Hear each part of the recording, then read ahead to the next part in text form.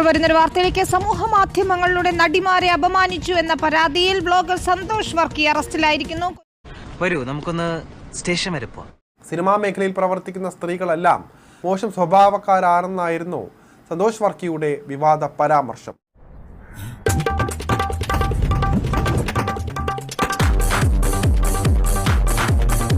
നടിമാരോടും സമാനമായ രീതിയിൽ സോഷ്യൽ മീഡിയയിലൂടെ ഇയാൾ വിവാഹ അഭ്യർത്ഥനകൾ നടത്തിയിട്ടുണ്ട്. ഐശ്വര്യലക്ഷ്മി, മീന അടക്കമുള്ള നടിമാരെ വിവാഹം ചെയ്യണമെന്നും ഇയാൾ പറഞ്ഞിരുന്നു.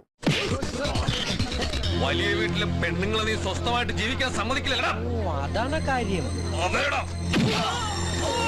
നടി നിത്യ മേനോനെ വിവാഹം കഴിക്കണമെന്നാവശ്യപ്പെട്ട് നിരന്തരം ശല്യം ചെയ്ത ഇയാളെ പാലാരിവട്ടം പോലീസ് താക്കീത് ചെയ്തിരുന്നതാണ്.